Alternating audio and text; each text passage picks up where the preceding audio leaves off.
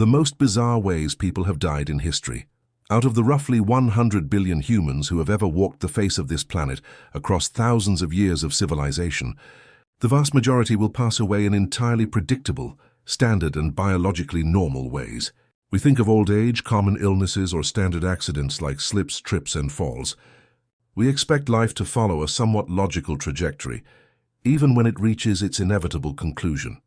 But every now and then, the universe decides to throw out the entire rulebook. Every now and then, history writes a script so deeply bizarre, so incredibly unlikely, and so wildly absurd that it sounds like a pitch for a dark comedy movie rather than actual, documented historical reality. Today, we are diving deep into the strange, forgotten corners of our global past to explore stories that completely defy all conventional logic.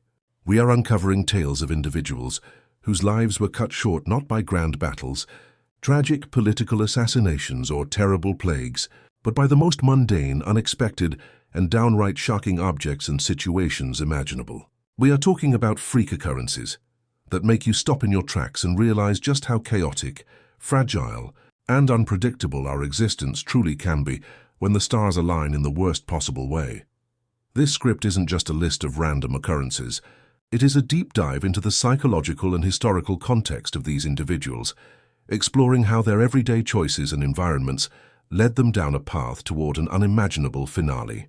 We will look at how a simple point of personal pride can become a deadly hazard, how a moment of pure, uncontrolled joy can overwhelm the human nervous system, and how the very mechanical wonders built to push humanity forward can turn against their creators in the most devastating manner.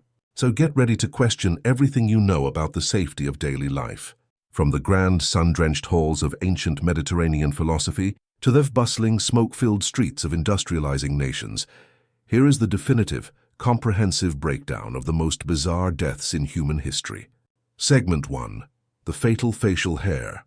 Our first story takes us all the way back to the mid-16th century, specifically to the year 1567, inside a beautiful, quaint town nestled in the heart of Austria.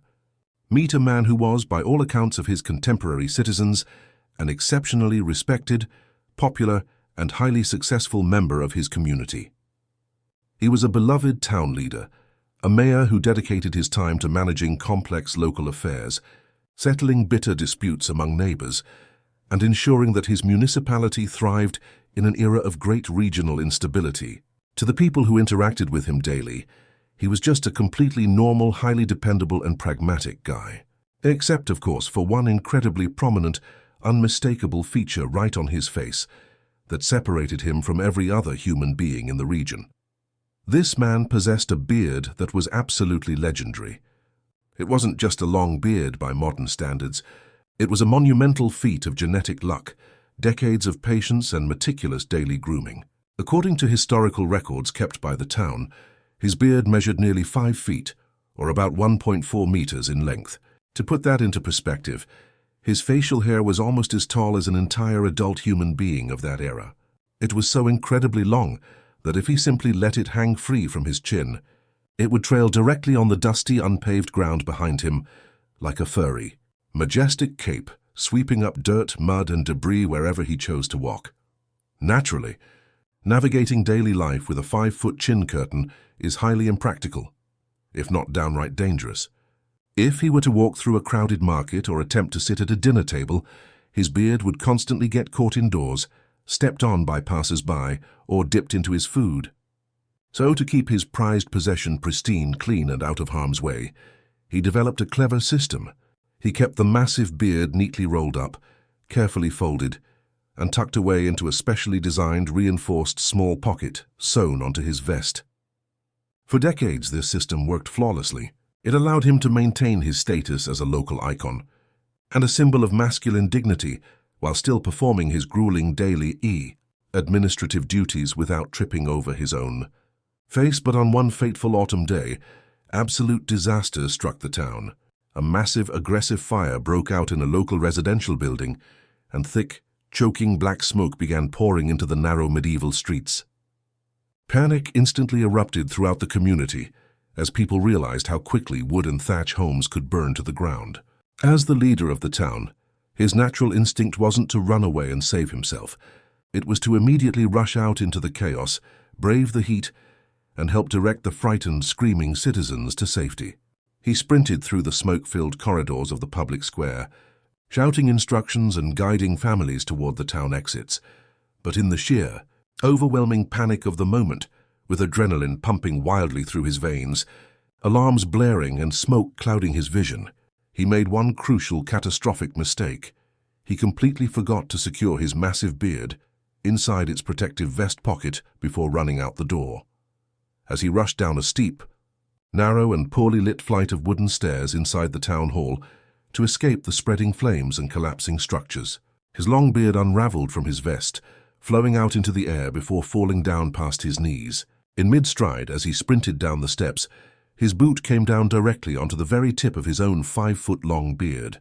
His foot caught tightly against the wood, anchoring his lower body instantly, while his momentum carried his upper body forward. He lost his footing entirely, tumbled head over heels down the hard wooden steps, and broke his neck upon impact at the bottom of the staircase. The very feature that had brought him immense fame, respect and local celebrity status across the entire region had turned into a literal tripwire, ending his life in a split second. It remains one of the most astonishingly ironic, self-inflicted accidents ever recorded in European history, proving that sometimes our greatest points of pride can become our ultimate downfalls. The townspeople were so thoroughly amazed and saddened by the loss of their legendary leader that before they buried his body, they actually hired a surgeon to cut his beard off to preserve it for future generations. It survives to this very day, carefully kept on display inside a glass case at a local historical museum, where thousands of tourists view it each year, standing as a silent, surreal reminder of the day a mayor was sabotaged by his own facial hair. Segment 2. Dying of Laughter. A smooth historical transition transports us out of the cold, mountainous regions of Central Europe, and flings us backward through time to the warm intellectual atmosphere of ancient Greece. The setting is the 3rd century BC, specifically around the year 206 BC. We are surrounded by sun-drenched Mediterranean coastlines, ancient stone pillars, and open-air forums where the greatest minds of antiquity gathered to debate the nature of reality. We have all used the common phrase, "I am literally dying of laughter," when someone tells an incredibly funny joke, when a friend pulls a hilarious prank, or when we see a funny video online. It is a classic piece of modern linguistic exaggeration. But if we travel back to this specific moment in ancient history, we find a brilliant Greek philosopher who took that phrase entirely literally, proving to the world that comedy can, under the right circumstances, be absolutely fatal. This man was not an uneducated fool or a simple court jester. He was a brilliant mind, a massive intellectual heavyweight of his era, and one of the absolute foundational thinkers of the Stoic school of philosophy. He spent his entire adult life pondering the deepest, most complex questions of human existence. He wrote over 700 massive treatises on logic, physics, astronomy, metaphysics, and ethics. He was a man accustomed to serious, highbrow academic debates, a person who trained his mind to remain completely calm, rational, and unaffected by chaotic external emotions. He taught others how to master their minds and resist the silly distractions of the physical world. But one hot, quiet afternoon, his intensely intellectual, disciplined world collided head-on with the completely absurd. While relaxing in a public garden after a long morning of teaching and writing, he noticed a stray donkey wander into the courtyard. The animal, completely oblivious to the philosophical importance of the area, walked up to a table and began eating a basket of fresh, expensive figs that had been left out. For some reason, the sight of this slow, stubborn animal meticulously chewing on his high-quality fruit struck a chord with the philosopher. He found the visual mildly amusing, a silly disruption of his structured day. But rather than shooing the animal away, his mind, perhaps exhausted from hours of intense logic puzzles, decided to take the joke a step further. He turned to his nearby servant and yelled out a sarcastic command. "Now give the donkey a drink of pure, unwatered wine to wash down those expensive figs." The servant, bound by duty, actually followed the philosopher's bizarre instructions. They brought out a vessel of strong, ancient wine and allowed the donkey to drink it. What followed next was a scene of pure, unadulterated comedic chaos.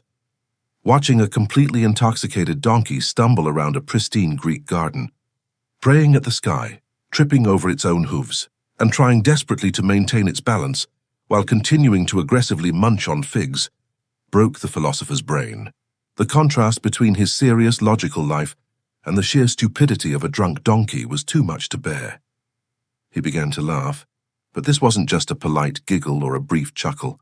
It was a deep, guttural, uncontrollable explosion of laughter. He began shaking violently, clutching his stomach as waves of amusement washed over him. The donkey kept stumbling and the philosopher kept laughing.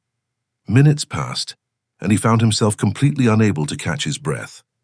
Every time he looked up, the sight of the animal triggered another violent convulsion of joy. He began to choke, his face turning a deep shade of red, then purple, as his lungs screamed for oxygen. From a medical standpoint, what happened next is a fascinating study in human anatomy. Modern doctors who have analyzed the historical accounts speculate that the prolonged, incredibly violent, and uninterrupted laughing fit caused a massive, sudden drop in his systemic blood pressure.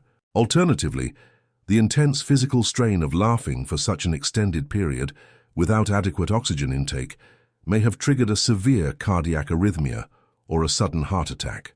His brain was starved of oxygen, his heart gave out under the immense pressure of his amusement, and he fell heavily to the ground. He passed away right there on the grass, completely incapacitated and ultimately killed by his own joke. He spent his entire life searching for the ultimate truths of the universe, only to be taken out by a drunk donkey eating fruit. It remains a legendary tale in the history of philosophy, proving that even the most stoic minds can be entirely undone by a moment of pure, unbridled absurdity. Segment 3. The Killer Invention. We move forward into a much more modern era, leaving behind the ancient world and stepping directly into the loud, metallic and fast-paced environment of the Industrial Revolution.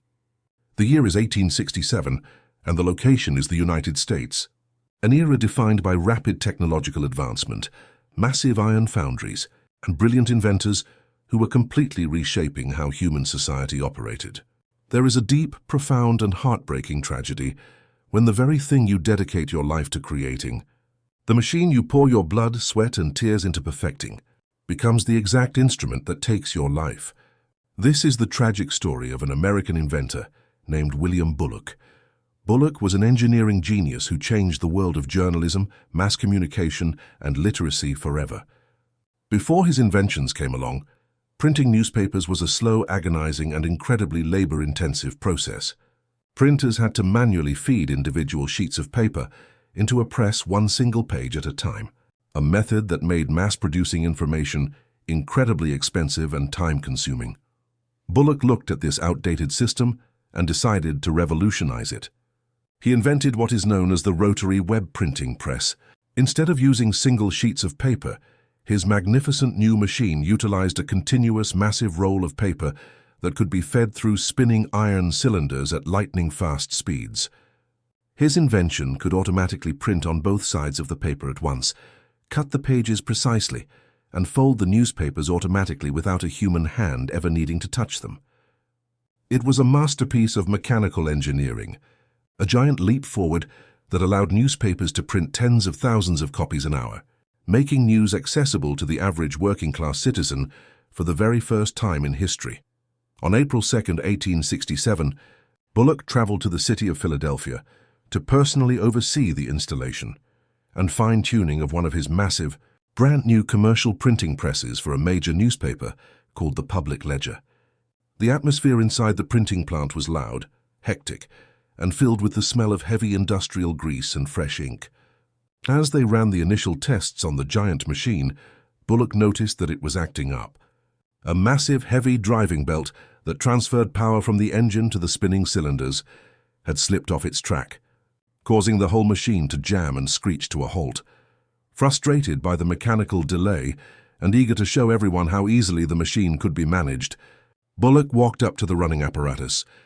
Instead of taking the safe, time-consuming route of turning off the entire power source and waiting for the heavy iron gears to completely stop spinning, he decided to fix it on the fly. He stood close to the machine and attempted to use his foot to forcefully kick the heavy driving belt back onto its spinning pulley wheel while the mechanical system was still actively operating at high speed. It was a split-second miscalculation with catastrophic consequences. His boot missed the smooth surface of the belt, and his foot slipped deep into the open architecture of the machine. Before he could react or pull away, the massive, unforgiving iron gears caught his leg. With immense, unstoppable mechanical force, the machine pulled his lower limb into the heavy, crushing apparatus. The gears ground together, completely shattering the bones in his leg and severely mangling his flesh before the workers frantically managed to shut down the steam engine powering the press. The initial accident was horrific, but Bullock actually survived the immediate trauma. He was rushed to a nearby hospital where doctors bandaged his crushed leg and attempted to stabilize him. However, this was the mid-19th century, an era before modern antibiotics, sterile surgical environments, or advanced wound care existed. Over the course of the next few days, a severe aggressive case of gangrene developed in his mangled, infected tissue. The infection quickly spread into his bloodstream, poisoning his body and causing his health to deteriorate rapidly. On April 12th, just 10 days after the initial accident, a team of surgeons realized that the only way to save his life was to perform an immediate emergency amputation of the infected leg. They prepped him for surgery, but the strain on his weakened body was simply too much to bear. As the doctors were performing the operation, Bullock's heart failed, and he passed away right there on the operating table.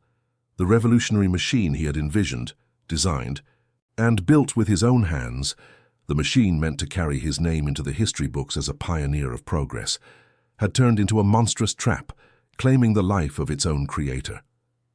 It stands as a dark, cautionary tale from the dawn of the modern industrial world, showing us that the tools we build to conquer our limitations can sometimes turn around and destroy us in the blink of an eye.